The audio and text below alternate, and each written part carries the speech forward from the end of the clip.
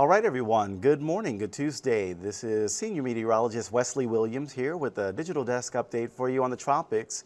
That's what this video will focus on, primarily just a quick tropical update on Rafael.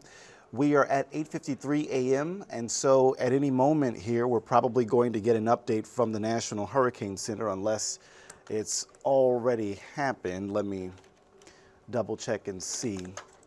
Because our graphics are going to update. Yeah, it looks like it has happened, so good. We'll have the latest information as of the 9 a.m. update on our graphics. So let's get right to it, and thank you all for tuning in. If you want, you can leave me a comment in the Facebook Live video of this, and if I see it, might be able to address if you have some questions or concerns later on in the video. So let's get started. First of all, quickly on our 3-day forecast, we've just got a daily chance of pop-up showers. It will be warm and humid and breezy, although today will be the breeziest day. I think we'll finally get these breezy winds to come down a little bit for you on Wednesday as well as on Thursday. So that's good news there if you're not a fan of it being quite so windy. But you will want to keep an umbrella handy as we do have that daily chance for a few pop-up showers. So let's take a look. Before we get to Rafael, I want to remind you of 15 Novembers ago. So back in 2009, there was actually a storm called Hurricane Ida. Not the one from 3 years ago, 15 years ago. This one was not as strong as Ida 2021, and it began in the southern Caribbean on November 4th before rolling up into the Gulf. It did briefly reach Category 2 strength, but note how it got weaker as it made a landfall. It dropped from a hurricane to a storm to a depression. And I just want to remind you that sometimes in November, when these systems come out of the Caribbean and come all the way into the northern Gulf, they can get weaker. And this hopefully is what happens when we get to Rafael. That's what the forecast is showing, that it will weaken as it moves into the northern Gulf by this weekend. So as far as the big tropics map is concerned, there's a couple of areas. We have Rafael, the tropical storm in the Caribbean. Looks like they've kept the winds at 60 miles an hour as it moves northwest at 13. We'll also blow this up a little bit bigger on the screen for you so you can read. There's an area of low pressure that is expected to develop in a couple of days. That will be in the areas to the north of Puerto Rico, and that has a low chance to become a depression or storm. So something to monitor down the line for that. But as far as Rafael is concerned, this is a look at what it looks like on satellite this morning. So we are getting those first daylight pictures of the storm, and it has a pretty impressive presentation.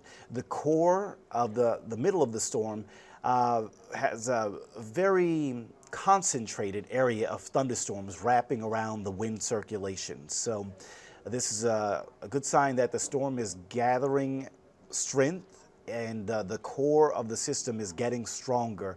So it is likely going to make that run for hurricane strength. Because where it is in the Caribbean, it's taking advantage of deeply warm Caribbean water and also kind of in a low wind shear environment. So not too much to get in the way of it getting stronger, at least for today and tomorrow. But once it gets into the Gulf, that's when things could go downhill for Rafael because it will be running into some limiting factors for its further intensification. So here's another look at that satellite. The pressure actually has come up, believe it or not. That's interesting. It went up from 993 to 994 millibars.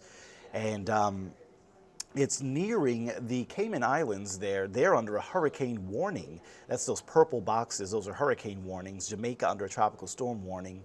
And then you can see the western portion of Cuba also under those purple boxes indicating a hurricane warning for West Cuba.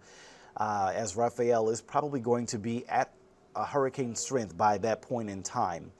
And looks like for the presentation on satellite, it is slightly lopsided. It looks like most of the thunderstorms are kind of gathering on the right side of the storm instead of the left side. So that's good that it doesn't have that much symmetry yet, although I think that it could get a little bit better organized the longer it spins over those warm waters, deeply warm waters. So there's a look at the latest track. This is my first time seeing this track, and probably for many of you as well. And as I look at the data, it looks like we are still looking at basically the same expectation. We see that it's going to be a hurricane later today. So later today, we'll be talking about Hurricane Rafael in the Caribbean.